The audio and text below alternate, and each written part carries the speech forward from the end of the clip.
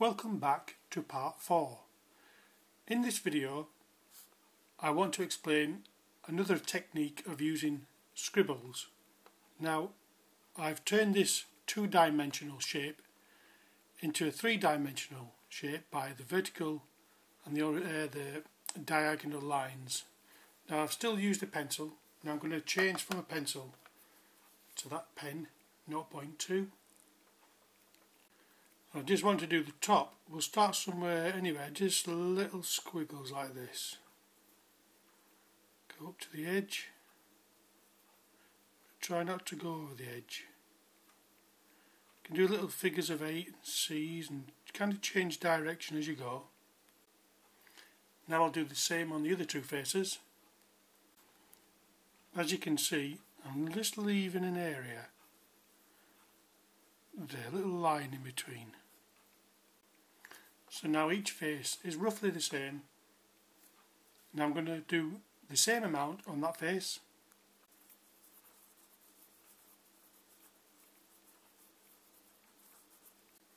And on this face.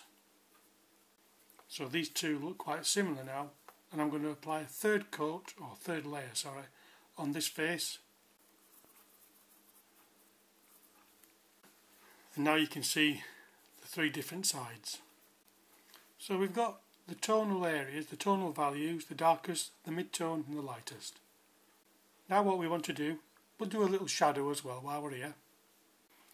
Here we're just doing just a bit of a quick guideline with pencil and applying the same principles as before, little squiggly lines, keep them kind of uniform, changing direction.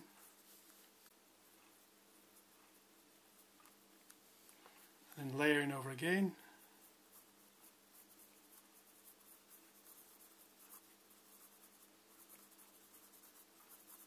And thinning out as we get here. Then the last layer, just making this a lot darker.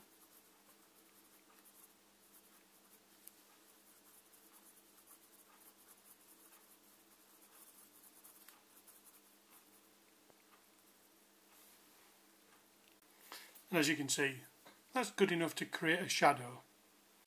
In this next cube we're going to do the vertical line and the two diagonal to create our three-dimensional cube. Now for this I'm going to use this solid piece of graphite. Now it's a B, which means black. And we're going to do the shades. Shade the three sides here the same. So first of all, do this top one. I'm just pressing quite lightly on the edge of here, the face of this.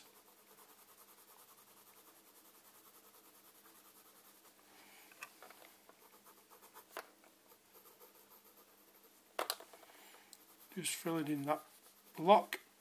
Now I'll do the same for this side and the other side. So now we've got the three sides the same. Again, I'm going to now apply the second layer to this side. Oh, we could do that side if you wanted, but I want the shadow on the right.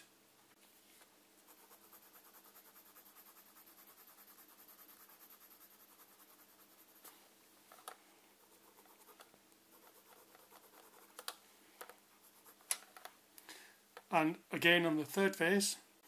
So now we've got these two faces looking the same, so I'm now going to apply a third layer on this face.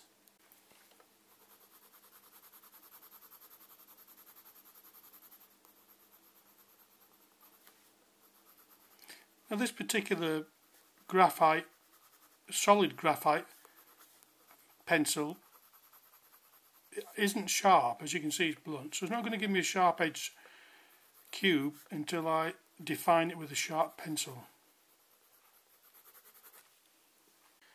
Using the same technique, we're going to do a shade and fade. So that's the first layer. Let's give it some directional lines.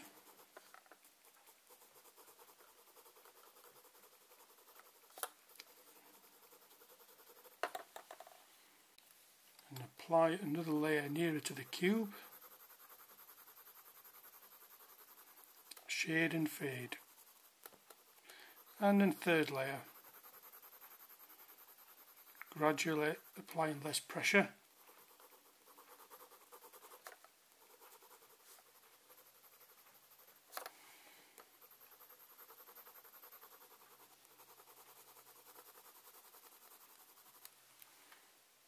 So I've just given the cube a little bit more definition by applying some pressure on the pencil on these lines.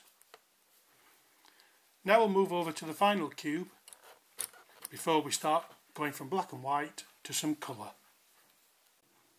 In this one, it's going to be a glass cube, or the way you would portray panes of glass, windows, etc. Now I've done the preliminary outline for the drawing.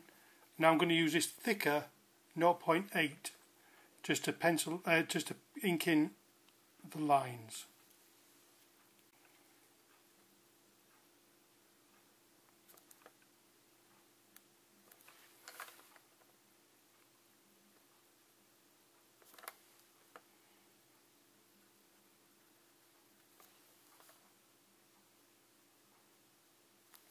If you do it slowly, you can get fairly accurate. So I've outlined the cube with the darker pen, with the thicker pen, and now I've used 0.2 for the inner lines, this one and this one. I penciled them in first. Now what I want to do is take this and just do a little squiggly line like that.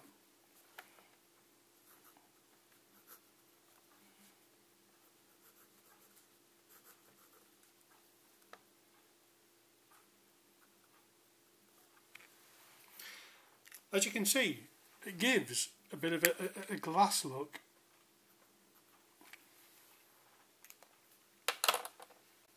Again, using the pencil as a guide, just create a faint shadow.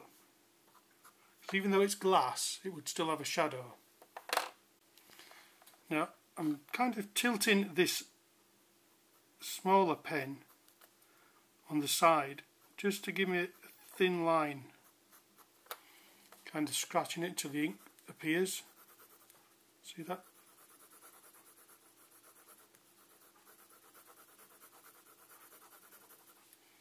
Like that.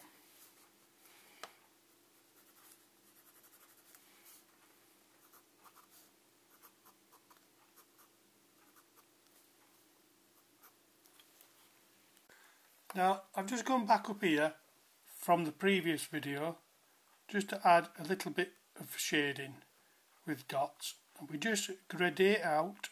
I'm using the 0.8 and I just press lighter as I come out like this, just to give me the smaller dots. So that's giving a bit of a shadow. Before I did that, I applied a couple of pencil lines on the side just to give me some guidelines. And then, so we've got the tonal values. In fact, I'm going to add a few more within here just to give that bit more specific tonal darker area, so it stands out from this side. And we've just gone back to this one. I've added lines in between on both sides and some additional lines for this side here too. That's given us the tonal values of lightest, mid-tone and the darkest tone. So now we finish this video on these cubes in black and white, showing the tonal areas, the tonal values. Now we want to stick with the cube, but we're going to go from black and white to colour. I'm going to start showing watercolour paints, pencils, markers and other techniques. So look out for my part 5. Thanks very much for watching. Subscribe for updates and share. Thanks a lot. See you soon. Bye.